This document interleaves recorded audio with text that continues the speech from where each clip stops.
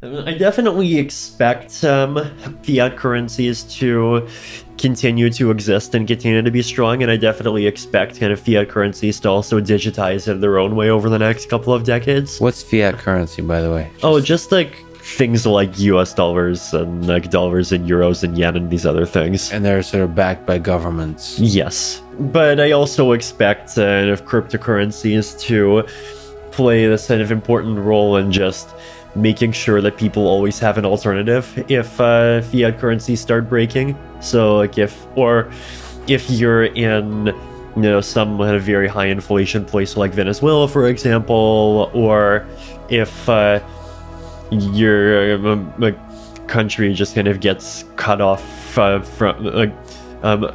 from other financial systems because of like something the banks do, like if there's even like some major trade disruption or something worse happens, then like cryptocurrencies are the sort of thing that just because of their kind of global neutrality, they're just kind of always there and you can keep using them. It's interesting that you're quite humble about the possibilities of the future of cryptocurrency. You don't think there's a possible future where it becomes the main set of currency? Because it feels like fiat, it feels like the centralized control by governments of currencies limiting somehow, maybe in my naive utopian view of the world. It's definitely very possible.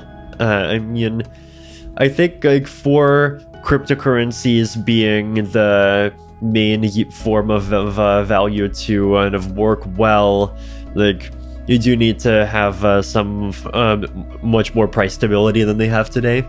And I mean, there are now stable coins, and there are kind of cryptocurrencies that try to be more stable than existing things like Bitcoin and Ether, but that just is, to me, the kind of the main challenge. Do you think that's a characteristic of this just being the early days? And it's such a young concept. 10 years is nothing in the history of money. Yeah, and I think it's a combination of two things, right? One is it's still early days, but the other is a kind of more durable any kind of economic problem, which is that like demand for currency is volatile, right? Because of like recessions, booms, changes to technology, lots of things, and if people's demand for how much currency they want to hold changes. And if you have a currency that has a fixed supply, then the change in demand has to be entirely expressed as a change in value of the currency. And so what that means is that kind of the volatility of demand becomes entirely translated into volatility in kind of prices of things denominated in that currency. But if you have a currency where instead the supply can change, and so the supply can kind of go up when there's more demand, then you have the supply kind of absorbing more of that volatility, and so the price of the currency would absorb less of the volatility. On that topic, so Bitcoin does have a limited supply, specific fixed supply. Yes. What's the idea? And Ethereum doesn't, but can you clarify? Just on the comment you just made, is Ethereum qualify to the kind of currency that you're talking about and being flexible in the supply? And it's a bit more flexible, but kind of the thing that you would really want is something that's kind of specifically flexible in response to how valuable the currency is.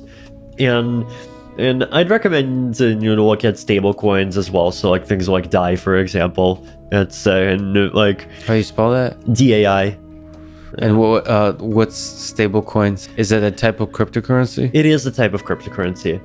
It's a type of cryptocurrency that's issued by a smart contract, one of these Ethereum computer programs, that where the smart contract holds a bunch of ether, and then it basically like that people deposit, and then it issues DAI, and the reason why people deposit is because they want to kind of go high leverage on their ether, and so it kind of pairs these two sets of users, one that wants stability and one that kind of wants extra risk, together with each other. And it basically creates or gives one set of participants a guarantee that they'll be that they have this asset that can be later converted back into ether, but like specifically at kind of the $1 rate. And it has some kind of stabilizing network effects. It has this. Yeah, it has many kinds of stabilizing mechanisms in it.